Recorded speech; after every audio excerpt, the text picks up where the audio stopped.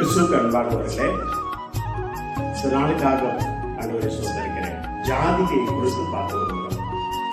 தெய்வ பிள்ளைகளே, இங்கே வேதத்திலே பார்க்கிறோம். ஈசாக்கை இடத்துல ஆண்டவர் பேசுகிறார். அது 26ஆம் அதிகாரம் 4:5 பார்க்கிறோம். ஆபிரகாமின் சொல்லுக்கு கீழ்ப்படிந்து நடந்தது போல நீ நடக்கும் பொழுது உன் சந்ததியை வானத்தின் நட்சத்திரங்களை போல பெருக பண்ணுவேன், சகல ஜாதிகளிலும் உன்னை மேல் நான் வைப்பேன்.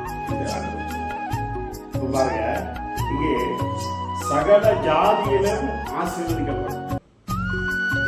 நீ தேவனுடைய வார்த்தைக்கு கீழ்ப்படியும்போது சகல ஜாதிகளிலும் எந்தெந்த ஜாதி அத்தனை ஜாதிகளிலும் ஆண்டவருடைய ஆசீர்வாதத்தை மேம்படுத்தி வழியெடுத்த தெய்வமாக இருக்கிறார். ஈசாக்கு வாழ்க்கையில நடந்தது. ஈசாக்கு ரொம்ப பரிசுத்தம், நீதிமான் படுத்தலாம். என்னுடைய பிள்ளை அவனுக்கு ஒரே பொண்டாட்டி தான். ஈசாக்கு ஒரே பொண்டாட்டி தான், ரெபேக்காள் மட்டும்தான். அதனால 20 வருஷம் கழிஞ்சு தேவ பிள்ளைகளை அவனுக்கு குழந்தை பிறக்கிறது. 60 வயதுல குழந்தை பிறக்கிறது. அவனை பார்த்து சொல்கிறான், உன் தகப்பனாகி ஆபிரகாம் என் சொல்லுக்கு கீழ்ப்படுந்த போல நீ நடக்க. கீழ்ப்படுதல் முக்கியம். எல்லாரும் தகப்பனா காலத்தில் ஆண்டவருக்கு பயந்து நடப்பாங்க. பிள்ளைகள் காலத்துல மனம் போல இன்னைக்கு அநேக பிள்ளைகள் விசுவாசிகள் தகப்பனா வாழ்றதில்லை. எங்க அப்பாவுக்கு ஒன்றும் இல்லை, அதனால அவங்க வாழ்ந்த யானை எல்லாம் இருக்கு. அப்படி இல்லை. தகப்பன் என்ன வழி பின்பற்றாரோ, ஆண்டவர் ஆராதிக்கிற நேரங்களில் துதிக்கிற வேலையில தேவனுக்கு முதலிடம் கொடுக்கும், தேவனுக்கு கீழ்ப்படித்த நடக்கிற போல நீ நடப்பாய். ஆனால் சகல ஜாதி உலகத்தில் அந்த ஜாதிகள் சந்ததி ஆசீர்வதிக்கப்படும். உன் ஜாதி ஆசீர்வதிக்கப்படும், உன் சந்ததி ஆசீர்வதிக்கப்படும்.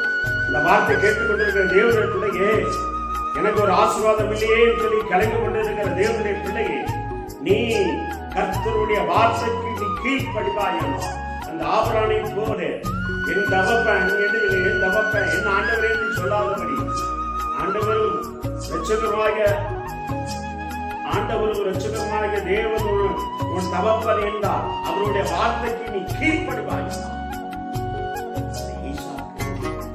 சந்ததியை ஆண்டவர் எல்லா ஜாதிகளிலும் மேன்மைப்படுத்தி ஆசீர்வதித்தார்.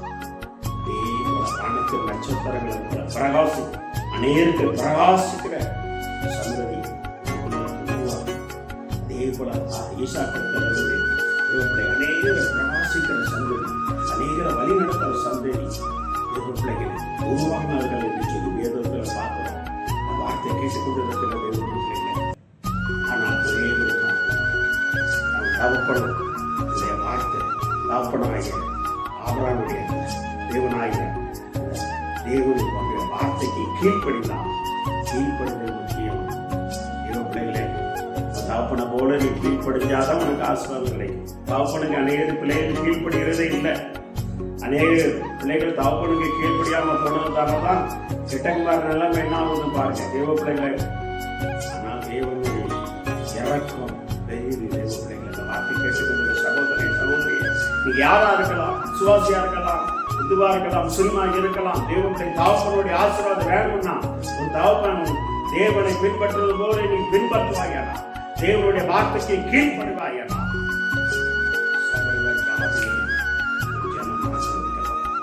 சந்ததி ஆசீர்வதிக்கப்படும், உன்னை மேன்மைப்படுத்துவார்.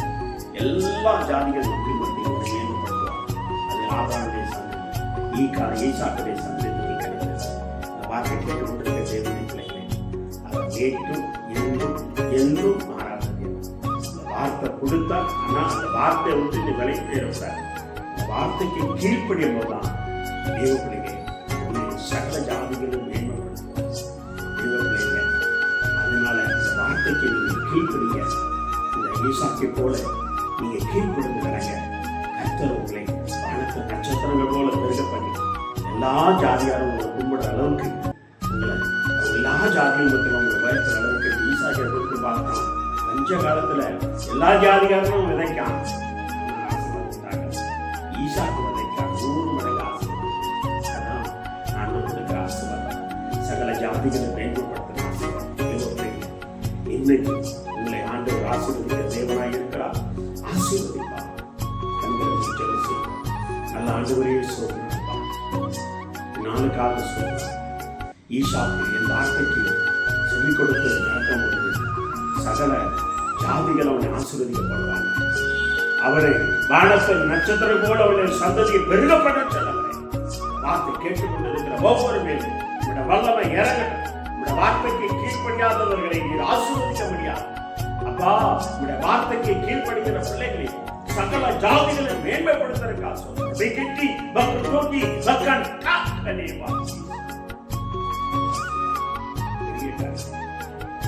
நாமத்தால்